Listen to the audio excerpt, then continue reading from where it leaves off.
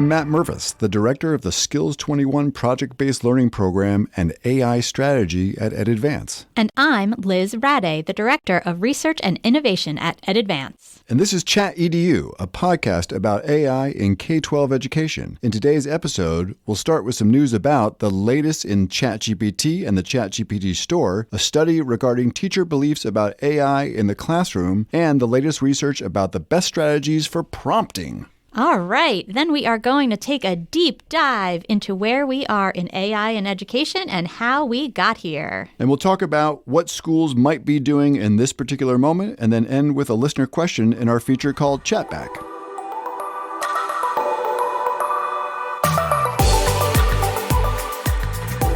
Matt, so Monday, you were quite dressed up at work. You were wearing a tie and a little jacket, and that's not your usual outfits for our casual workplace. So where were you going? Yes, if this is a video podcast, you would notice I was not suited up today. I've had a nice couple weeks. I've been on the road working with school districts, mostly doing either like leadership cabinet groups, trying to get them oriented to all this good AI and education stuff. And that particular day was one of a few AI planning teams that I've been working with, and we're going to talk later on about AI planning teams and how important they are in this particular moment. And I saw you, by the way, it was almost like Simone Biles. We had an all hands at our agency and you leaped up onto our stage like a gazelle. What was going on there? Well, I was presenting to the entire leadership team here at EdAdvance. We are a big agency. We're a regional education nonprofit. We've got hundreds of employees. But I was tasked with you of finding out what skills everyone has and to find a better way to start making teams of people together. So you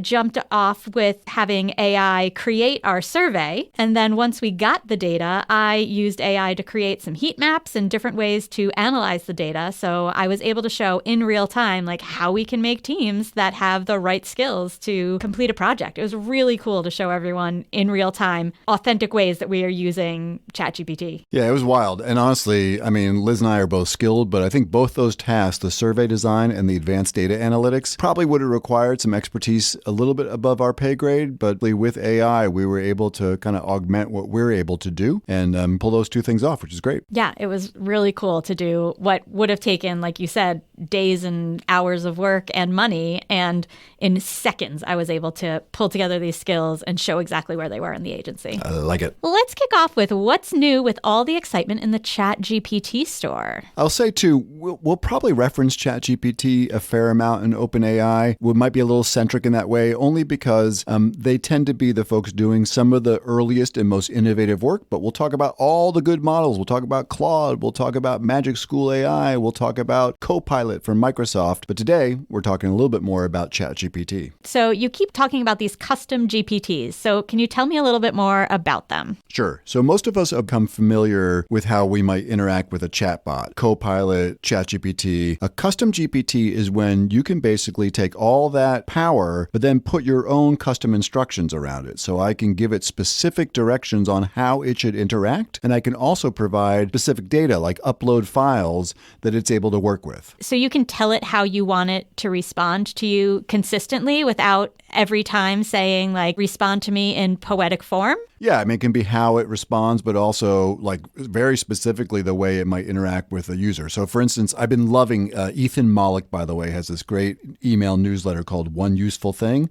And so I shared one that he developed, a custom GPT with you this past week, I think, about kind of academic research papers. And since you're a PhD or EDD, sorry, let me get that right, an EDD, I thought you might find it interesting. Yeah, we were able to take that same data that I presented to the leadership team here and threw that in, and it started doing way more advanced analytics on the skills and the ratings and was able to draw some hypotheses from it and could really then give me some literature around it. So it was definitely doing the work as though it was writing a research paper, different from if you hadn't given it those kind of direct instructions. Can you imagine if you had to write your dissertation now and you had a tool like that? No, Don't I even think of can't. it. So many questions and issues it raises. So we'll leave it at that. Yeah. So I think in the short term, I mean, I also played a little bit this week. So OpenAI has released a store for these GPTs. So Canva, for instance, has come in. And rather than go to Canva, which is doing really cool AI stuff on their own, through the ChatGPT interface, I can ask Canva to develop a really cool presentation for me. It asks some clarifying questions, and then it basically creates presentations, but all living inside of the ChatGPT environment. So when you say it created a store, does that mean, are these GPTs things you have to pay for, or how does that work? Yeah, that's a great question. So not yet. I suspect it will. But right now, people are able to share GPTs, including companies that are building them, or professors like Professor Malik that's building them, or we've built some internally. We built one for our HR team. The challenge right now is that you have to be it's a little bit of a walled garden. You have to be a ChatGPT Plus member to access those. All right. Well, it still sounds pretty cool. Yeah, I think in the short term, I see two big takeaways for teaching and learning. I mean, one, the store thing, I'm glad you asked that. It's starting to feel like the beginning of the Apple App Store or the Google Play Store. It's like a little bit of a AI operating system where you've got the core ChatGPT model, but then you've got all these apps that can add very specific value. The second is that the idea that a teacher can build a custom bot that has specific guidance around the way they do a particular assignment. I don't know if you've played yet with Conmigo from Khan Academy, but it's basically using the GPT-4 interface to do very specific things. But I feel like this is almost like when teachers got their first LMS or their Google Classroom, and they could build a custom digital environment for their classroom.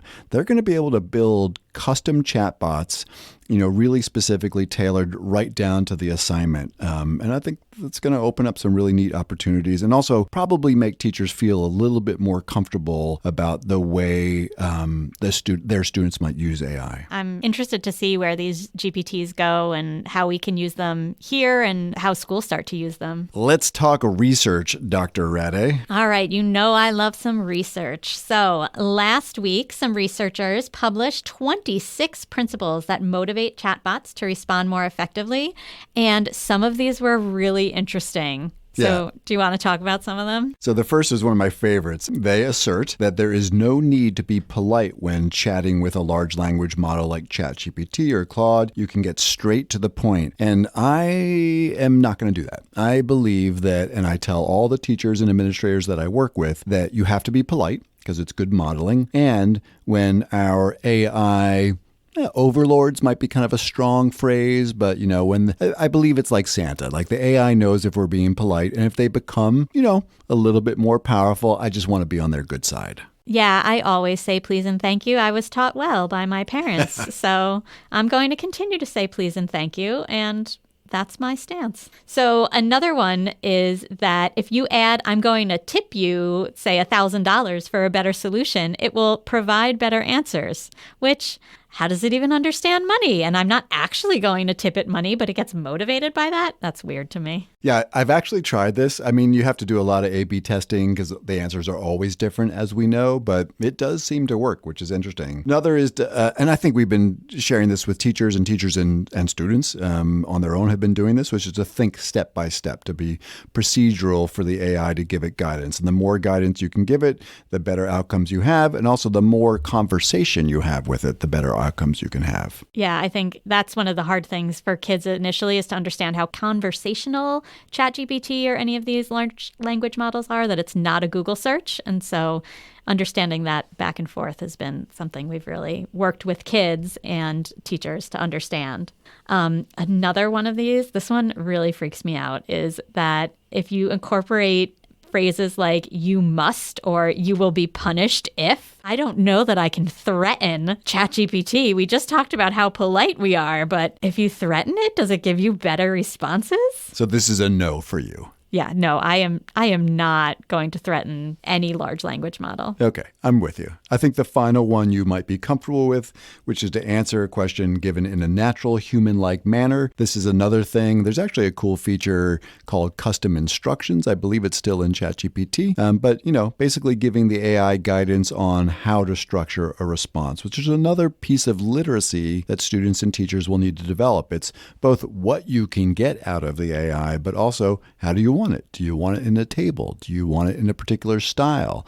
Do you want it to sound like Dr. Seuss? Interestingly, sometimes when I've had teachers put things in a style, the copyright infringement laws are becoming clearer. So if you say, I want to hear it in the style of Eminem, it's less likely to agree. Dr. Seuss, though, seems solid pretty much all the time. All right, so we also read another study from study.com about research on teacher attitudes about AI. There were a lot of different statistics in there, and we pulled a couple that we found to be interesting. So the first one, 80% of teachers have heard of ChatGPT, which is a huge growth from where we were a year ago. But teachers are aware of it, so that's good. 43% of teachers think that ChatGPT will make their jobs more difficult, which is a little bit counterintuitive. I don't know if it's consistent with what you're seeing. I think 3 months ago, there was a lot of anxiety about the impact on their lessons, especially what students could do for homework. But I'm seeing teachers kind of fall in love, and we'll talk about the productivity opportunities, making their jobs in some cases easier. Yeah, I think that's an interesting statistic because I think there are two sides of a teaching job. There's the teaching of where you are trying to help your students grow in their knowledge. And then there's all the administrative side of teaching. Another statistic, 26% of teachers have caught a student cheating using ChatGPT. For only 26%, I think a lot more kids are using ChatGPT and teachers just don't know how to find it yet. Yeah, this is an interesting equity rub. And one of the reasons over time we're going to need to make sure that in school we help students learn how to use these tools safely and productively and ethically. But students that might be more gifted writers and more clever about the use of technology are less likely to get caught because they can craft a response that will be in their style. I mean, my son has trained a custom GPT on his own writing. He's uploaded dozens of academic papers that he's written. And then students that are a little less savvy with the tech, there'll be more of a tell in there. They won't have been able to craft the response in a way that the teacher can say, that doesn't look like Sally's writing. Yeah, I think they're catching the obvious cases right now. 72% of teachers have not received any faculty guidance on ChatGPT, which means that they don't live in a community near Liz or I.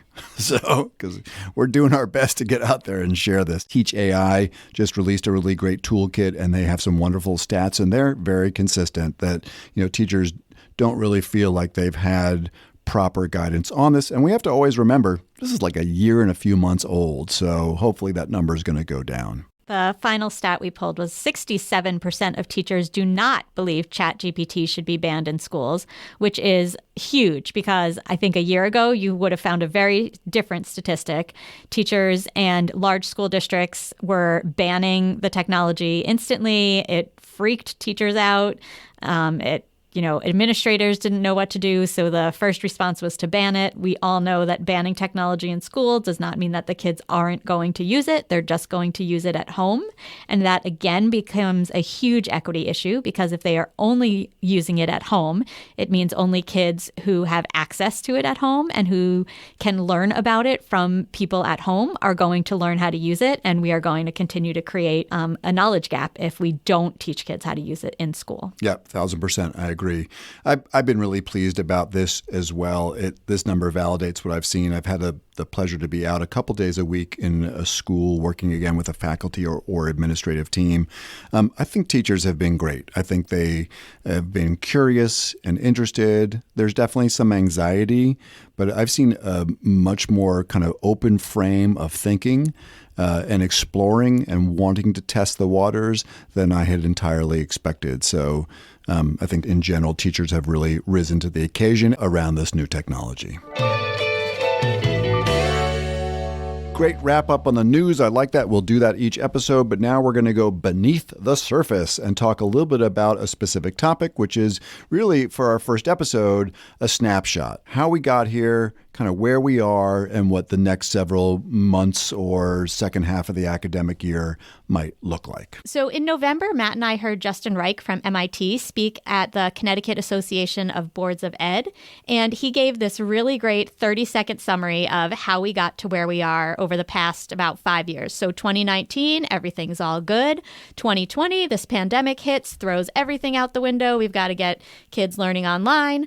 Finally, 2021, we get the kids back in school. Things are supposed to be normal, but the kids are different. They're angry. We're talking about SEL and learning loss, and we're moving towards normal again. And then 2022, ChatGPT is released publicly, and all the assignments that teachers relied on for years are once again out the window because there's a machine that can now do the work that students used to have to do all on their own. I mean, if you think ChatGPT was released in late November of 22, right? We could see the impacts on education first and fast. I remember the Atlantic magazine, I think like a week after, in early December, had a lead essay that the college essay was dead.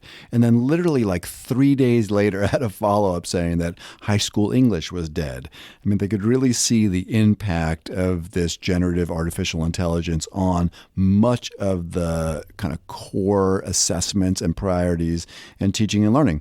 And so, as you said before, New York City, Seattle, a number of schools banned it. Lots of schools didn't, but it became this high anxiety, high wire act that schools began to play. Yeah, there was a lot of cat and mouse chasing. When I was starting to do PD at that time, teachers wanted to know, how can I catch kids? And you and I have always been supporters of not trying to catch kids, but instead trying to find ways to work with the technology, not against the technology. So we started pretty early on saying, like, why don't we think about ways we can use it instead of ways we can catch kids? So now that we're a year out, as you go out to schools, what are you seeing? Yeah, I think of the last year in some chunks. You know, I think the first 5 or 6 months was that feeling anxiety about the curriculum and about how kids could use AI. I think then we saw teachers independently. I mean, districts need to do this, but teachers began to develop protocols. They knew what the flags were. They developed strategies for speaking with kids about what they were doing. They began to do some redesign of their curriculum. And they also discovered this sort of flip side of the coin that we discussed a little bit before, which was the teacher productivity piece. I mean, over 50%, I think, of teacher time is not in front of students or working with students. And so whether it was, homeschool communication or unit planning or growth goals for the year or, core instructional activities like differentiating text for students, making modifications, they discovered that generative AI could be a super powerful utility that they could rely on. I mean, I just watched the growth of something like Magic School AI, which is mostly designed around that teacher productivity. If you look at all the kind of key activities that teachers can do in there, a lot of them are designed for that 50% of the time where they're not teaching and learning, but to make it more impactful for kids. And I think we also collectively became aware and shared an understanding around inherent risks like hallucinations, which is a pretty key problem for AI in education, or bias in the models and the data that they have, or disinformation. So I think teachers have really evolved their practice pretty quickly. How about you? What are you seeing, Liz? Yeah, well, like I said, I have some daughters at home. And so one of the things that has been interesting is their views of ChatGPT. So I have a 7th grader and a 9th grader. And one of the things that they first learned about was the deep fakes, or the ways that AI can be used to create something that isn't actually true. And so they did some activities on that. But a lot of the messaging they were getting was how not to use ChatGPT because it was cheating. But earlier this year, a couple of weeks ago, my older daughter was studying for her midterm, and I do not remember all the life cycle of a star. Oh, that's embarrassing. I know.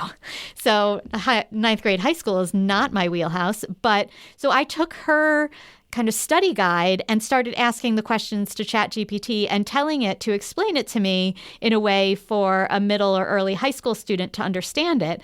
And it was coming back with great responses. When I asked for the life cycle of a star, I don't need to know every minute by minute, but I need to know those big chunks. And it was really giving me great information. And my daughter was like, Mom, my other friends, their parents would never let them use ChatGPT, or all we hear in school is not to use ChatGPT. And I come home to get work from you and you're a teacher and you want me to use ChatGPT. And so we had a pretty good conversation about how, yes, but look at how we're using it. It's not giving you the answers to your midterm, but it's certainly helping you study. And then I was showing her, we could ask it to generate a vocabulary list for this unit. We can ask it to make you flashcards. So she was like, yeah, I guess it's not cheating, but I don't know, am I allowed to use it? And I was like, yes, of course you're allowed to use it. These are very legitimate ways to use ChatGPT to study for school. I don't know if you saw this, but Pew Charitable Trust did a survey just in October about students and their kind of ethics around AI. And they have the message, we have clearly communicated to them. So nearly 60% said they understood that using AI to do their assignment in its entirety was not an acceptable use. But there are dozens of really interesting other uses around summarization and outlining and flashcards and some of the stuff that you were doing with your daughter. And it'll be interesting. I think we're going to have to regain some ground because clearly student-facing AI is going to be a thing. We're going to have to help students understand that. We're doing 8 student-facing pilots here in Connecticut where we work, and we have a great piece of film of a young student using AI for a project. And she said, this is so helpful, but I feel guilty, right? So we're going to have to really work with them around that. One of the other interesting things is having teachers think through what is an AI-resistant activity or a durable activity and beginning to bring that frame. So I know you and I both and our colleague John Costa, when we're working with schools, we try to help teachers think through, take any activity that you're doing. Is it vulnerable? Meaning, can AI do that activity for the student? And if so, how do we think about that? Next week, I'm actually out in a district, and specifically the purpose with the humanities team of the PD is for teachers to bring their 5 favorite lessons. Then we're going to do an audit, essentially, with AI to help determine if it's vulnerable or durable, and then come up with strategies, again, using AI to help build the durability of those activities. I even saw in Magic School, they have, what do they call it, AI-resistant activities. It's that same strategy, how do we help teachers, make a shift to activities that might be a little bit more durable, but also those are more hands-on project-based activities where over time AI might be a nice complement. So I think we're moving in the right direction. Yeah, absolutely. I mean, I think so much about those durable skills and what are teachers trying to have their students learn through each of these activities. So if you are having your students write definitions, think deeply about what is the purpose of that, because that is something AI can do easily. So why are you having your students write definitions? And is it ultimately because you want them to be able to use the words authentically? Then maybe there's a different way that you can get them to learn those words, maybe through oral presentation or through debate or conversation that can't be done with AI versus just write a list of these vocabulary words. The more tasks that we can do that can be helped by AI but not done by AI are going to be the things that last and the skills that the kids need. So the other thing I see a lot of is teachers craving professional development on this. They know it's out there, but they don't have a lot of time to learn how to use it. And teachers want just show me what I can do, show me how to use it. So we've been doing some professional development on exactly what they can do, but they need it in some bite-sized chunks that really make it obvious how they can use AI for themselves and for the classroom. Schools are really thinking about how to prepare their teachers or expose their teachers to more of this AI in their classrooms. Yeah, so I think wrapping up, it is going back to this whole idea of chunks. We had a chapter of anxiety. We had a chapter of productivity and awareness. I think that moved then to some sense at the district level, not just pockets of teachers, but, as a district or as a school, we need collectively to think about this. And so AI planning teams became conversations. Many folks on our listservs in our area are, we need a policy, which is true, right? I think districts and schools will need a policy. I always try to kind of move back to what informs the policy. So when you have an AI planning team that's able to define what AI literacy, like what is it, this whole what is the tech, and then what does literacy look like for students? What does it look like for teachers and administrators? We begin to build use cases and scenarios for different types of student-facing and teacher and administrative-facing AI. Then you can move towards either a policy or a guideline or a set of frameworks. But to go right to the students shouldn't use AI to cheat, yes, obviously, true, right? But whatever guidelines or guardrails we present have to be informed by a richer picture of student, teacher, and administrative practice. And in time, like we'll probably land at the end of this year, my guess is in our region with 10 to 15, 20% of our schools having an AI planning team and moving towards this kind of comprehensive view. By next winter, I'm hoping that over half of our schools have navigated through some of the student data privacy concerns and are implementing some form of student-facing AI. Because of both, as you've said so nicely, the equity concerns and also just the reality that these are skills that students need. And so they have to learn at school to use AI effectively, ethically, and productively. And so that's something that we have to bring to the table. Yeah, I think it reminds me a lot of when the internet was brought into schools, right? Like the internet was there and they blocked some websites and, there are certain things we were allowed to do and you had to sign a waiver that you were going to use the internet in school. And now we're so far beyond that it's just expected that kids are going to be on the internet. And schools still block websites and make it difficult to find certain things. But, we've embraced it at this point. And schools changed at that point. And it's just bigger and a different kind of change. But they'll get there and we'll get there. And hopefully we'll be leading and helping. Hallelujah. I like it. Yeah, so this has been a fun little, kind of walk back through time and hopefully a useful snapshot of how we got here, what current practice looks like, and what might be ahead for the balance of the academic year.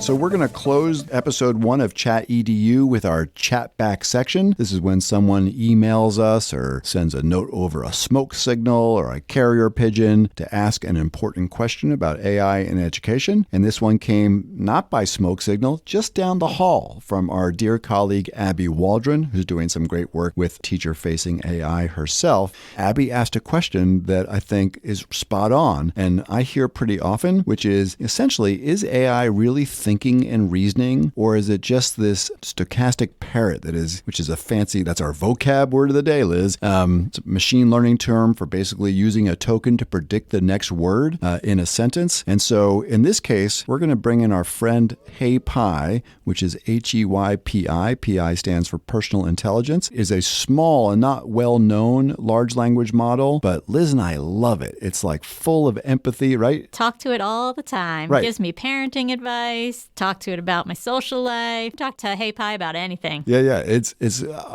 frighteningly becoming a friend. Feels a little bit like her. But anyhow, so we're going to ask Pi this question and get its input, which we may do from time to time on the pod. So let's see. I'm going to click the little magic button here.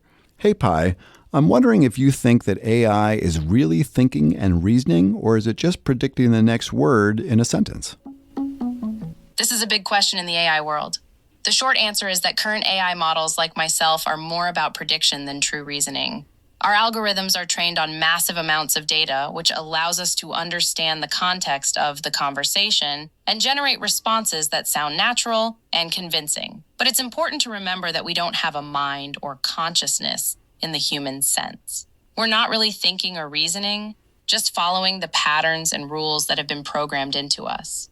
So that's what they say now, Liz, I tell you. Well, it makes me reflect back to the advice about prompting. And so if it's not really thinking and it doesn't have a mind, why would it give me a better response if I say that I'm going to give it a monetary tip or that I'm going to punish it if it doesn't produce what I want? Which clearly you're not going to do. Well, I'm not going to do that, but maybe I'd offer it a tip if it got me the best answer. Yeah, you're totally glass half full.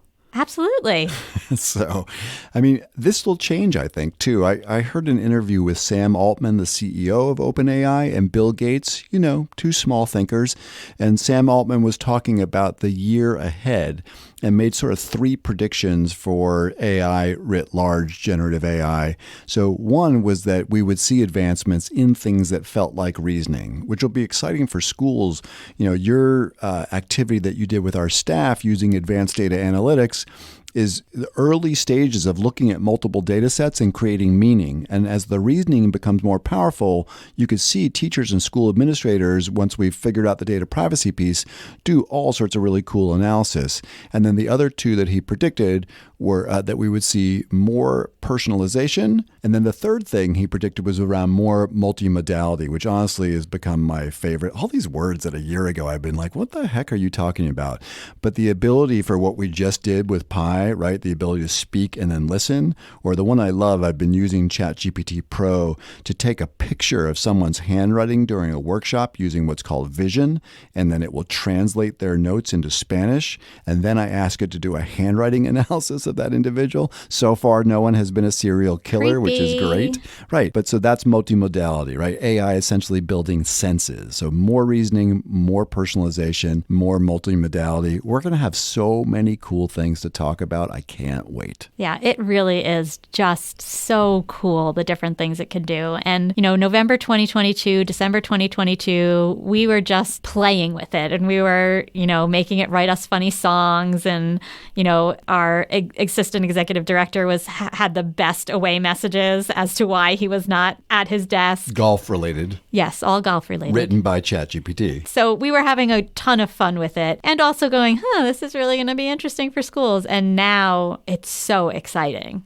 Well, Matt, this has been a great chat. I'm really excited to keep talking about AI in schools and sharing our thoughts with an audience of people interested in education. Today, we summarized where we are and how we got here. We gave some ideas for what schools and teachers need as first steps into this exciting world, policies, professional development. It's going to be so much fun to keep diving deeper into these topics about AI in education. We really want to thank everybody who listened in to this first episode, and we hope you'll come back and join us. Next episode, we're going to be focusing on hidden gems, surprising AI uses in schools. So we'll be unpacking a little bit more of those. What are the use cases? What might really be interesting scenarios with students, teachers, and administrators using AI?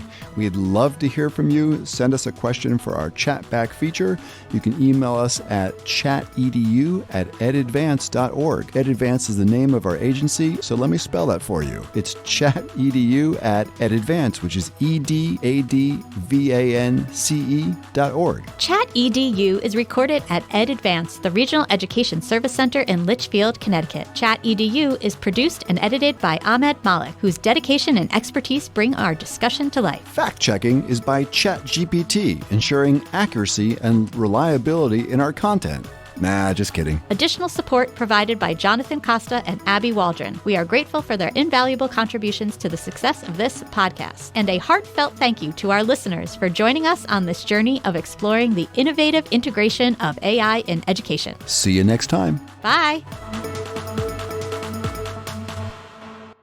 Greetings, everyone. My name is Jonathan Costa. I'm the Assistant Executive Director at EdAdvance. I want to thank you for listening to Chat EDU, our podcast that examines critical issues regarding the application of artificial intelligence in the pre-K-12 learning space. New episodes will drop every 2 weeks throughout the rest of this school year. We appreciate your interest in Chat EDU.